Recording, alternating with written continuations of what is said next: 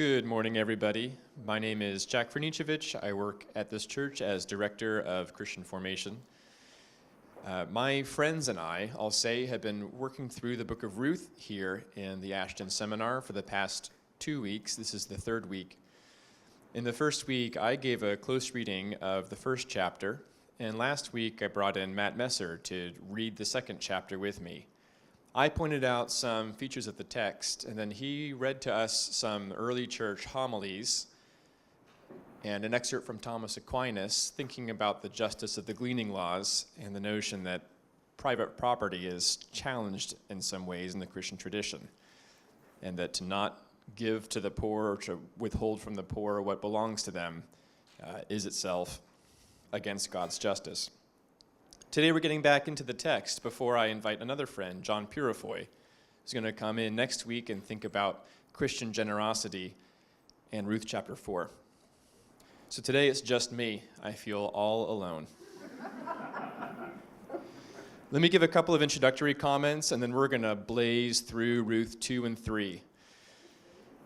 As I've said in the previous two sessions, each of the three figures, each of the three characters in the book of Ruth resemble a distinct type. Boaz is portrayed as a righteous man who embodies and fulfills Torah. It's not that he has good values, although sure, he has good values. What he really does is have the law in his bones and show us how it really works. Second, Naomi, she kind of goes up and down, doesn't she? But she's supposed to remind us of embittered old Israel, who has known God and trusted him, but has seen too much and has fallen into despair. One of the big questions of the book is, what can make Naomi whole again? What can make her happy? What can give her new life? One answer to that question is the last character, Ruth. Ruth is a Gentile who does not embody Torah and God's righteousness as such, but embodies the heroic virtues. Her name, Ruth, means friend or friendship. There's no law in Torah that says, thou shalt be a good friend. It's just an implied value. She is not showing us what it means to be a righteous, landowning Israelite. She's showing us what it means to be awesome. Another comment, Naomi's going to keep on doing stuff and saying stuff in these chapters. And I think that in our conventional readings of this book, we tend to sweeten her character more than we should. We don't need to read this book with a sweet Naomi who's, always thinking straight. I think that if we can read Naomi as bitter as she is, we can see just how far God's grace, mercy, and patience extends. If you in your reading need Naomi to be happy and sweet, consider with me at least my reading, in which she does not have it all together. Third and finally, I'm going to argue to you and try to show to you that the beauty and significance of the book of Ruth in particular comes through its subtle commentary on Torah and the prophets.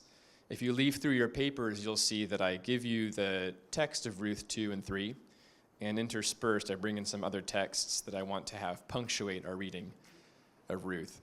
I'll go through all these. I've underlined some stuff.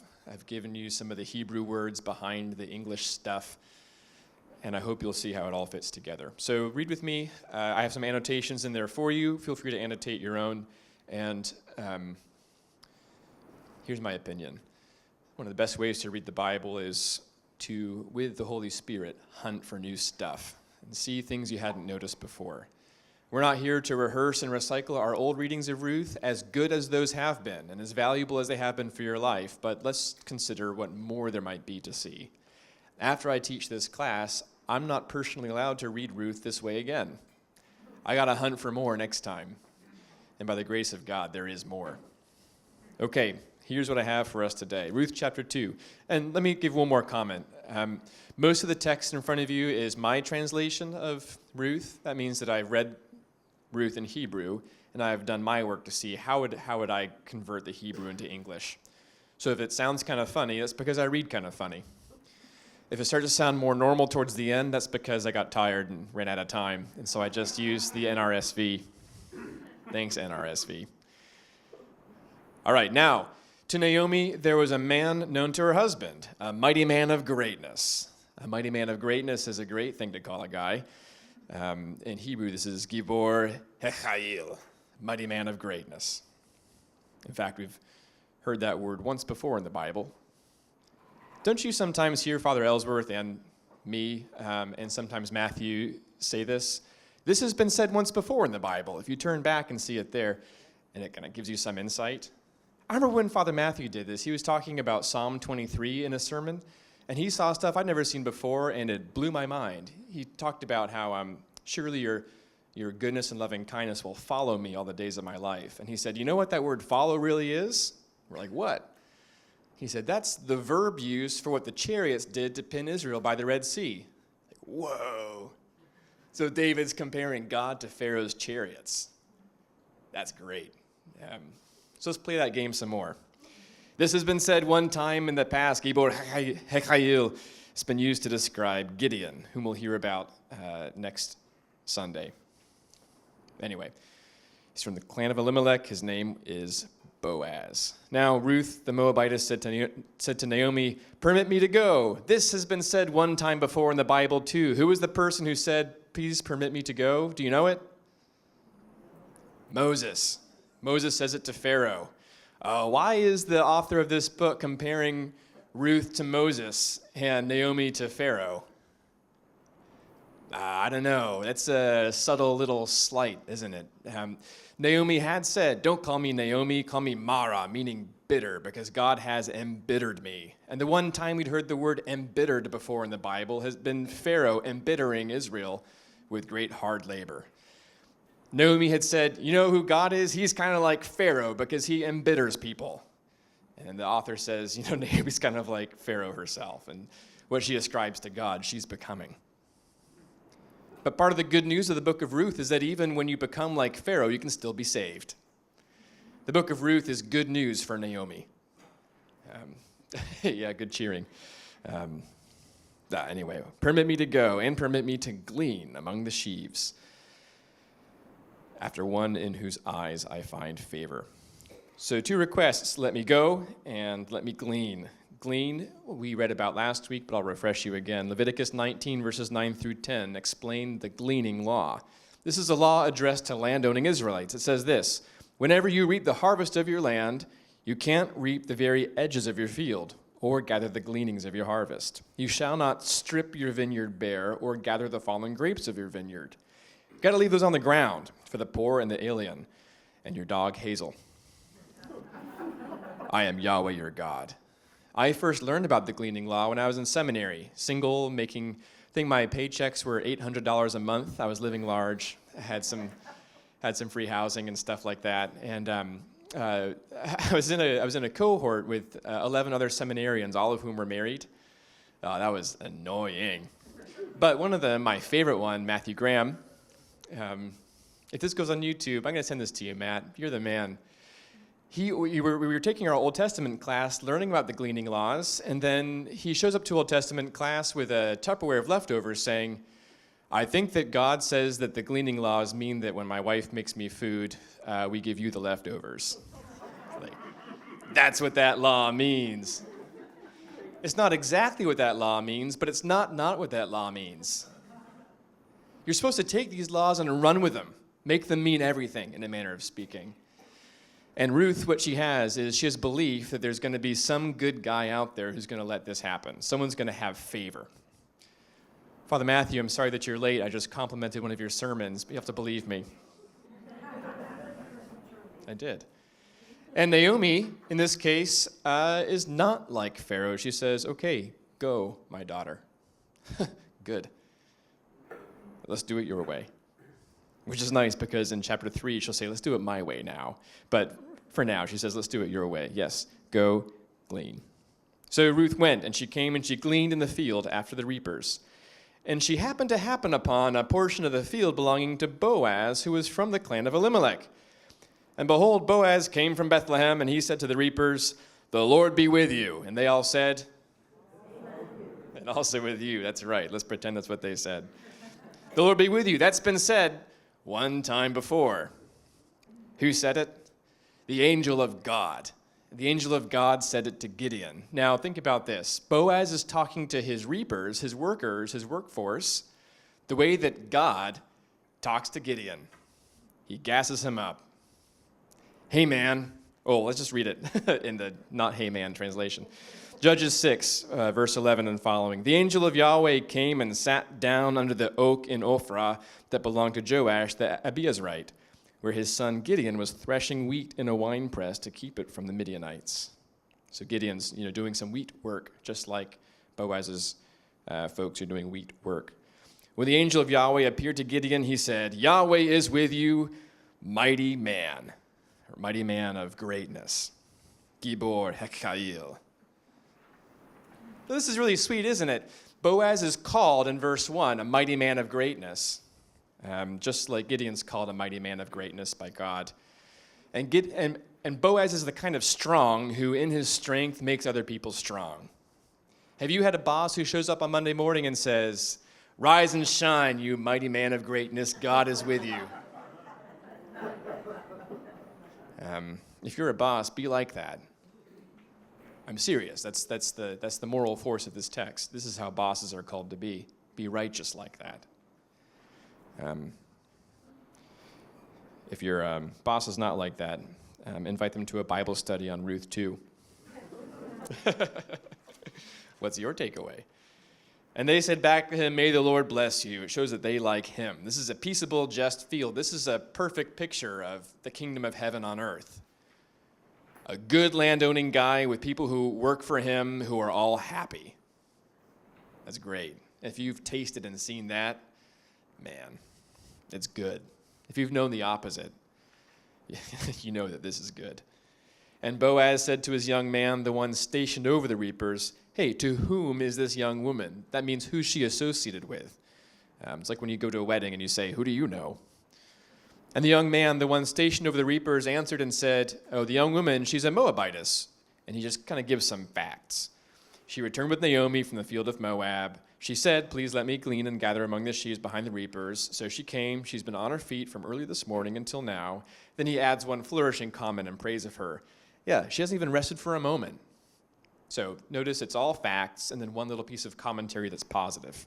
He's given a good report to his boss and also starting to vouch for her a little bit.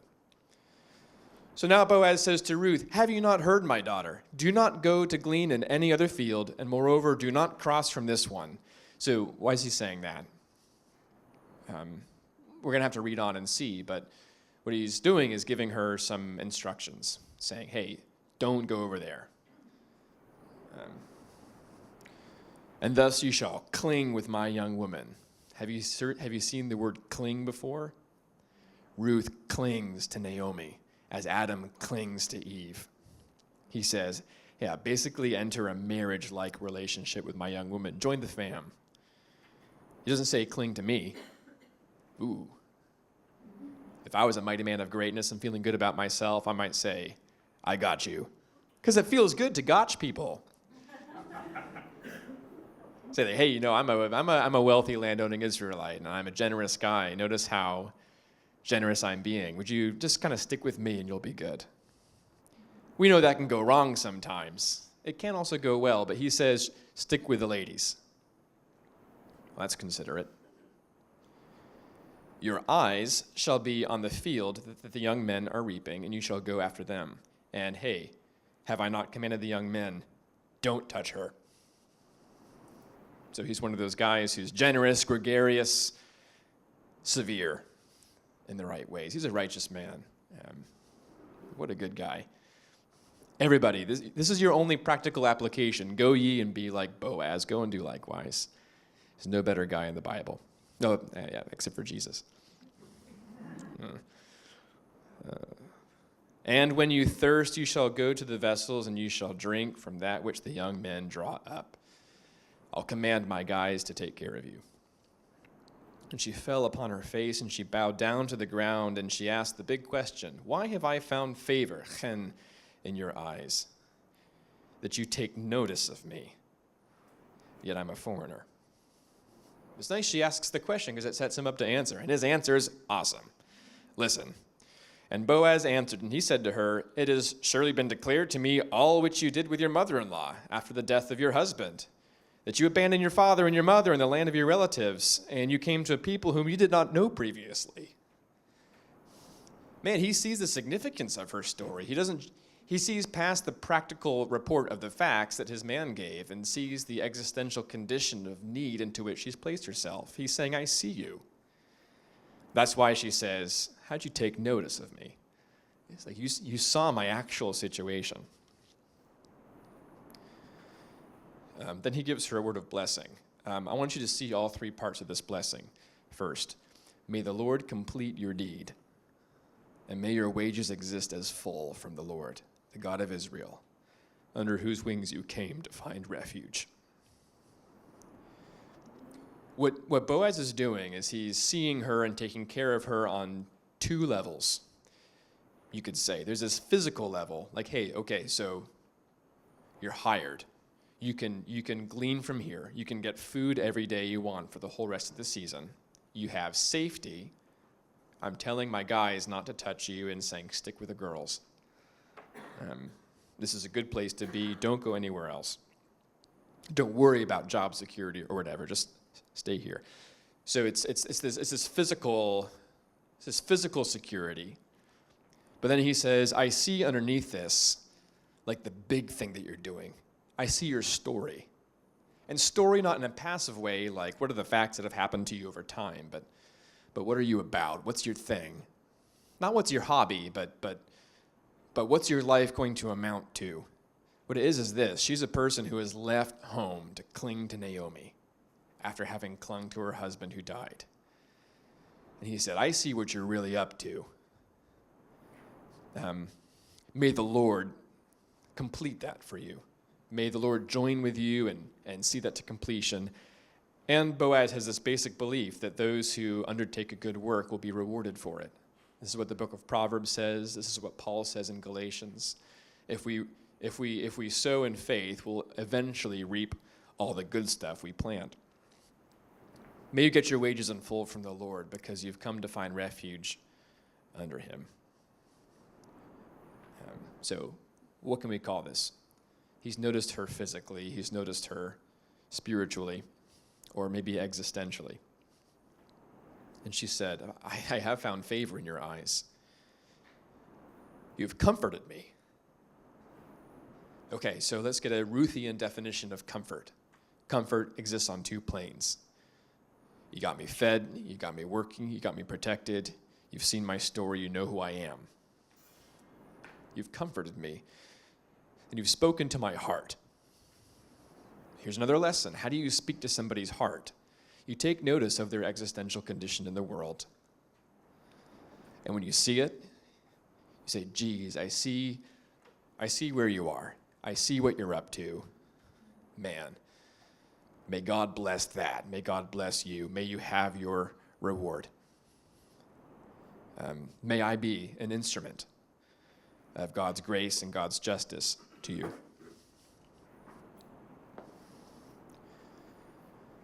I was studying Ruth a couple of years ago, the week that I was ordained to the priesthood. And my first Eucharist as a priest, I got to say the closing blessing. And the closing blessing assigned to me that day from the Book of Common Prayer was this. This is a tradition that new priests especially say these words. Notice how they rhyme with Ruth. It was this. It was, go before us, O Lord, in all our doings, with your most gracious favor, and further us with your continual help, that in all our works begun, continued, and ended in you, we may glorify your holy name, and finally, through your mercy, obtain everlasting life, through Jesus Christ our Lord. Amen. So, notice the elements here. Favor. This sense of blessedness that whatever you're up to, now I'm kind of pretending like I'm giving you a blessing. Whatever you're up to, whatever your works are that you've taken up and begun in the Lord, may God cause those to continue, and may he give you your reward through mercy of everlasting life. Whatever you do, may you be rewarded with life.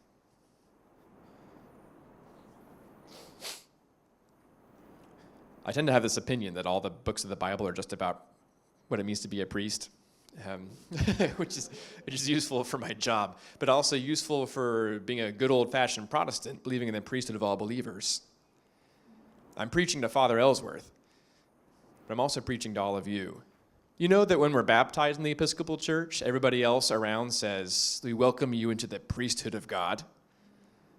You're all priests too. Sorry/hooray. You're not off the hook. You don't belong to a church where you have a professional minister who just, takes care of you like children, and you go home like children, and nothing ever changes. While that is part of it, it really is to help you grow up and to step into priesthood also. Not that we're all immature children. I'm just saying that as a foil to what Good Sam is. You are this priesthood who knows what it's like to look at people and notice them, not only provide for their physical needs, but see where they're at, affirm that, and say, hey, God bless you, and may he cause you to reap all the good that you've sown. Be like that. What if we changed our church name to Church of the Boaz? I'm kidding. At mealtime, Boaz said to her, come here and eat some of this bread and dip your morsel into the sour wine. Okay, come on, let's just see the Eucharist here, okay? We see it everywhere. The Boaz is giving her bread and wine. So she sat beside the reapers, and he heaped up for her some parched grain. She ate until she was satisfied, and she had some left over.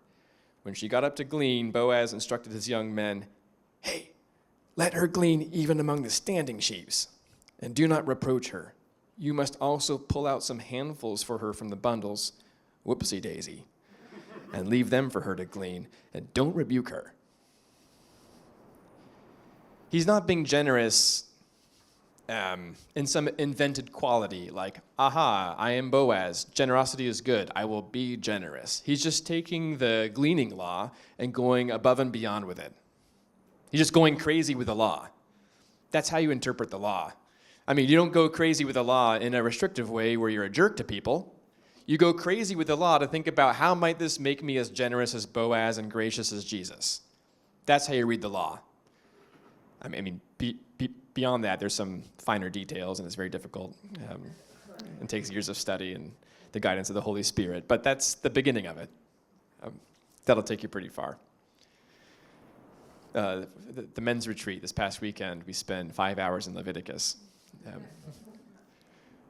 Boy. Yeah, great 5 hours. I just yelled for 5 hours and said, just be generous, just be generous. No, we got into it. So she gleaned in the field until evening. Then she beat out what she had gleaned, and it was about an ephah of barley. She picked it up and came into town, and her mother-in-law saw how much she had gleaned.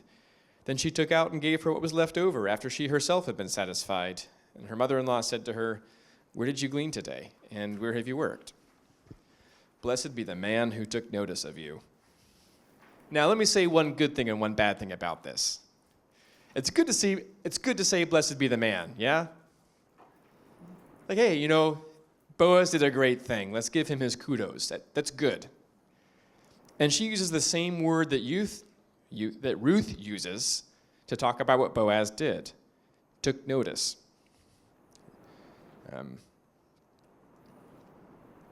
Ruth says, why have I found favor in your eyes that you take notice of me? And Naomi says, yeah, he really did take notice of you. Well, I'll save the pickiness for the next sentence. So she told her mother-in-law with whom she had worked, saying, the name of the man with whom I work today is Boaz. Then Naomi said to her daughter-in-law, blessed be he by the Lord, for this guy's kindness has not forsaken the living or the dead. Again, she's praising whom? Boaz. I mean, again, that's good, yes? What's better? Praising God. Is she yet restored to God? Is she renewed in her relationship with God? No, she's still pitting men against God. Wow, God should take a page out of Boaz's book, shouldn't he? At least he looks with favor on the living and the dead. Even her praise is underscored with bitterness. She's not yet there. Here's another freebie. How do you overcome bitterness? Bless God. There, it's easy, right? Oh, dear. Bless God.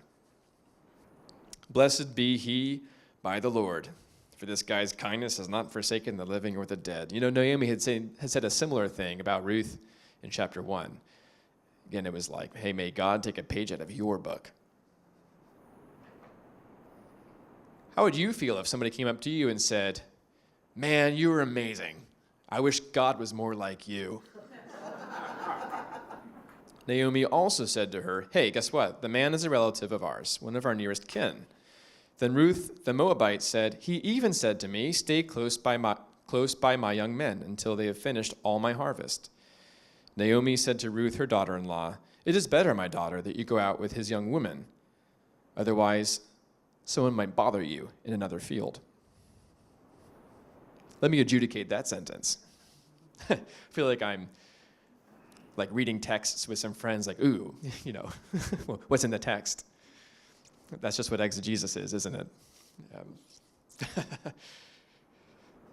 You know the kids do that these days? Like a guy's texting a girl, she texts back, and there's like 2 exclamation points and not 3, and the guys are like, oh man, what she means is this. It's exegesis, it's Bible study. Oh my gosh. Well, so what Naomi's doing is looking out for her. She's expressing concerned care, and she gets my thumbs up for this. Is there some like jadedness in it? Maybe, but I think it's fine. So Ruth stayed close to the young women of Boaz, gleaning until the end of the barley and wheat harvests, and she lived with her mother-in-law. The end of episode 2. Episode 3 begins with Naomi's initiative. In chapter 1, it began with Elimelech. He took his family out to Moab. Ruth 2 begins with Ruth's initiative. She said, hey, Ma, mind if I go out? Ruth 3 begins with Naomi saying, hey, I have an idea. Then Naomi, her mother-in-law, said to her, my daughter, I need to seek for your rest. And like a mom says, which is good for you. As if Ruth didn't know.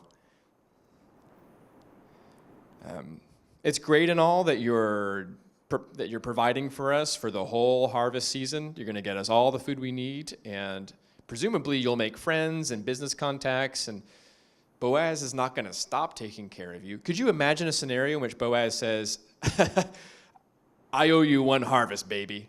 And after that, you're going to find another field. You're bleeding me dry. Could you imagine that based on these characters so far as they've been presented? In a manner of speaking, Ruth's fine. Naomi's fine. Boaz has got them. Do you see it? That's how I see it. You can disagree. That's fine. But Naomi says, you need something more. You need a man. Now, that's a fun question to interpret. Does Ruth need a man? Some of you are saying, no, she does not need a man. Some of you are saying, she needs a man. Is this not a question that we hear all the time these days? Oh, this is a tense question, isn't it? And now, is not Boaz a relative with whose young woman you were? Behold, he is winnowing the threshing floor of barley tonight. And Naomi has a plan. Now, I'm going to offer you a very dark reading of this plan. Are you ready? Here's the clues. Behold, he's winnowing the threshing floor of barley tonight. Now do 3 things. Wash, anoint, and put your clothing upon you. Then go down to the threshing floor. Now don't show up. Don't be known to the man until his finishing to eat and to drink. You know why that is? It's a harvest festival. He's going to eat and drink. Is he going to drink a little bit? He's a happy and healthy man. He's going to have his drink. And it shall come about when he lies down that you'll know the place where he lies down, and you'll enter and you'll uncover the place of his feet, and you will lie down. Well, this is a hard part, based on my dark reading. Then Naomi says, he'll tell you what to do.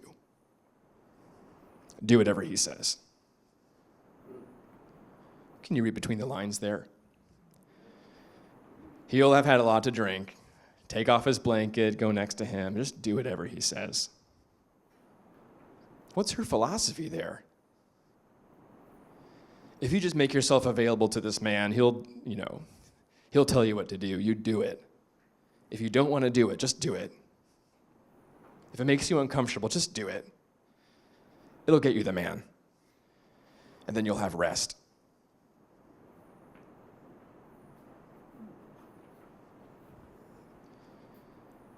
Here's why I read it this way. Here's an intertext. Do you know the other time in the Bible when one person tells somebody else, have a lot to drink, go down, lie down, and they're kind of engineering a sexual liaison? Do you remember it? David, Uriah, Bathsheba. In this story, David's the bad guy, right? David has forcibly taken Bathsheba, slept with her, impregnated her. She's home. David wants to cover it up. So he says, Uriah, have a lot to drink. And then the words again are, go down to your house. And David's just hoping to matchmake to solve a problem.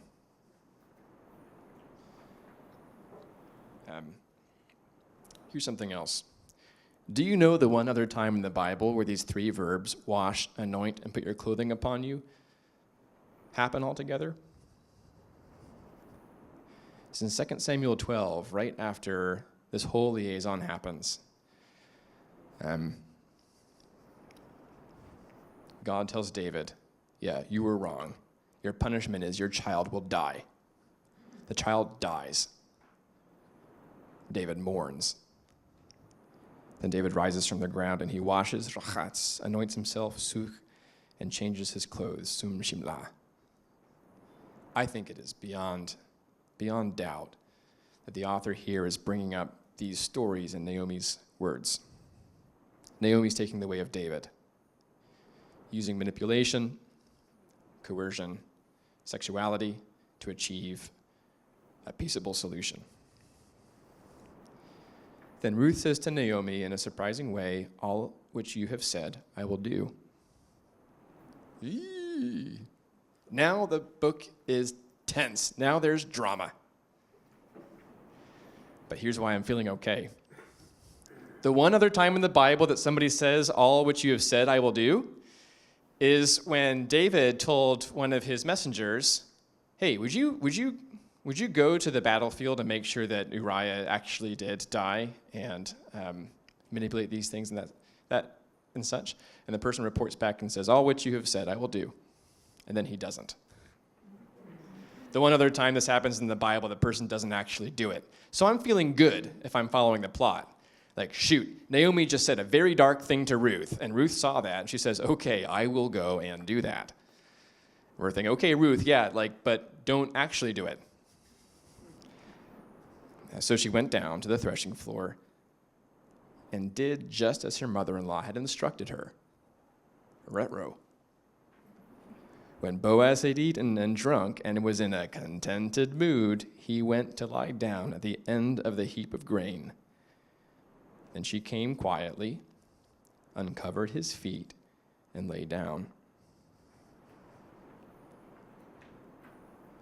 At midnight, the man was startled and turned over, and there, lying at his feet, was, a woman. This makes me feel good, because it means she hasn't woken him up yet. She's just lying there. Just lying there.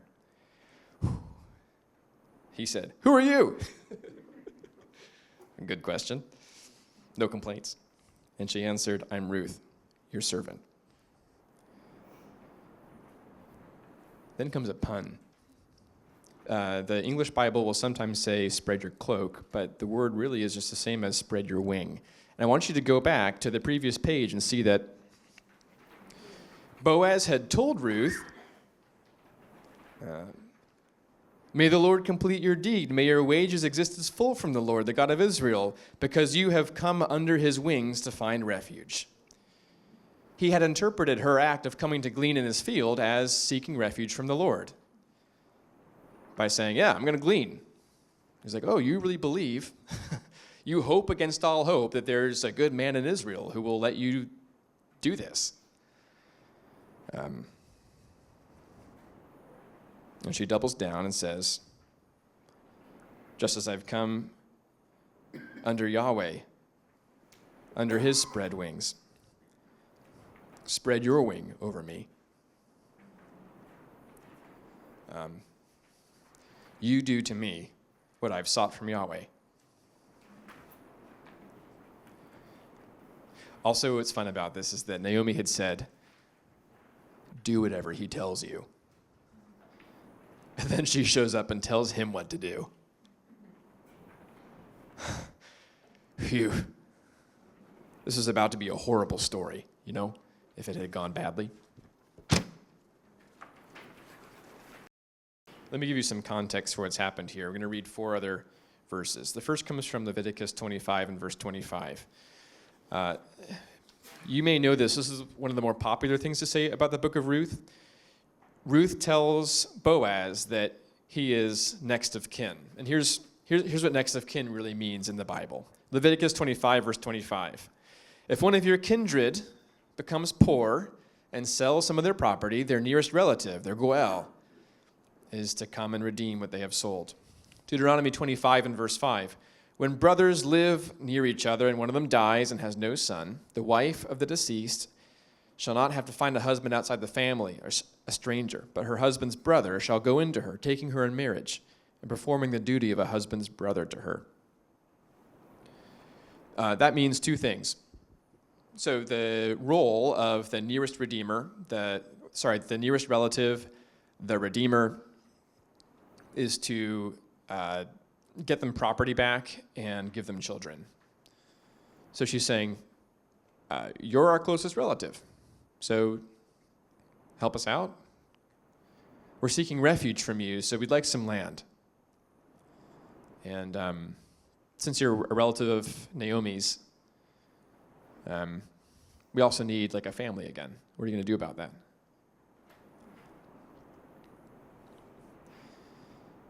This word, nearest kin, goel, is also translated redeemer.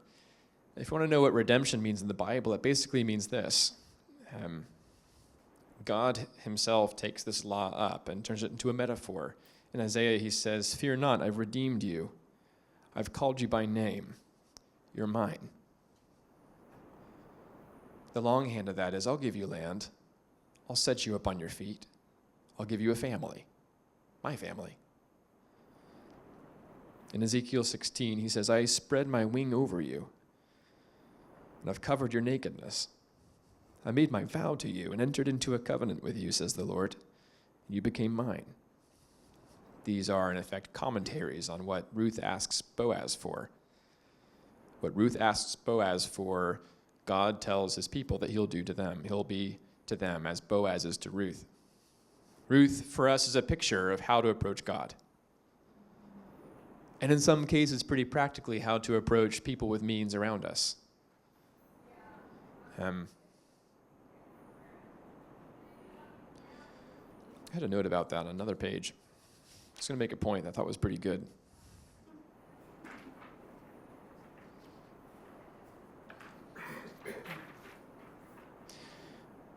I can't find it, but I will. I'll say it anyway from my own head.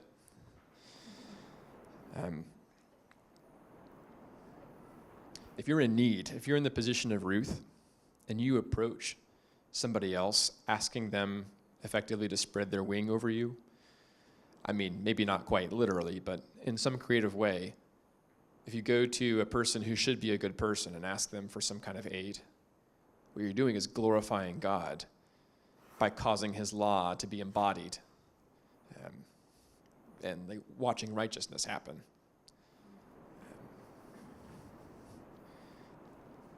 God's glory begins with a prayer.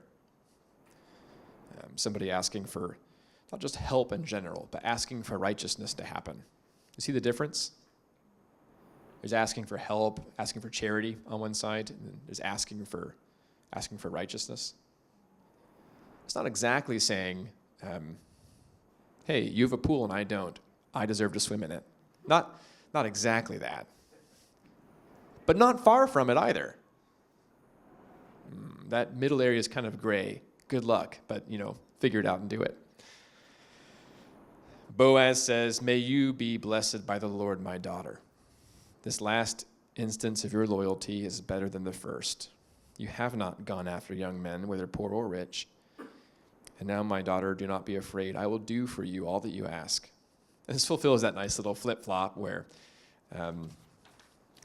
what was the exact word again at the beginning of Ruth 3? Naomi says, lie down, and he will declare to you that which you shall do. And then Boaz says, I will do for you all that you ask. Aw. In kind of a cute way, it's like saying, Ruth, you're the man. You tell me what to do. That's good. For all the assembly of my people know that you are a worthy woman. But now, though it is true that I am a near kinsman, Goel, there is another kinsman more closely related than I. This is starting to look good. We want it to work out for Boaz and Ruth, but there's some other guy, the subject of Ruth 4, who has the right to do this first.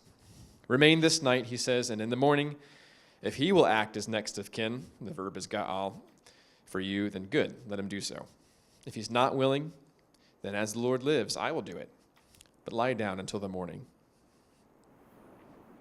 So she lay at his feet until morning, but got up before one person could recognize another. For he said, it must not be known that the woman came to the threshing floor. There are multiple ways to read this, but I think the straightforward one is he's looking out for her again. He's not going to send her home at 7:30 a.m. when everybody's drinking their coffee on their front porch thinking, uh-oh, Ruth. Then he said, bring the cloak you're wearing and hold it out. So she held it, and he measured out 6 measures of barley and put it on her back. Then he went into the city. And just one more thing here that's kind of fun. Some commentators say that putting it on her back, it doesn't necessarily mean back. It just means like front or back. And if you can picture this, it's dark. She has a bunch of barley in her cloak, and she kind of folds it up like that. And she's walking home.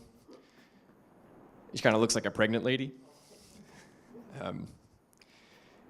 Some articles use this to make fun of Boaz. You're like, oh, you bozo, you sent her out looking pregnant. Other commentators take this more humorously. She kind of looks like Santa Claus almost. Anyway, that's not very important. She came to her mother-in-law, who said, how did things go with you, my daughter? Then she told her all that the man had done for her, saying, he gave me these 6 measures of barley. For he said, do not go back to your mother-in-law empty-handed. She replied, wait, my daughter, until you learn how the matter turns out. For the man will not rest. The word rest and the word man again. But he'll settle the matter today. And in this beautiful little vignette, where in chapter 1, Elimelech acts first, in chapter 2, Ruth acts first, and in chapter 3, Naomi acts first. Chapter 4 will begin with Boaz's act. Bum, bum, bum. So come back next Sunday, and I'll be joined by John Purifoy, who will help us understand what's going on, and how does this make us be Christians.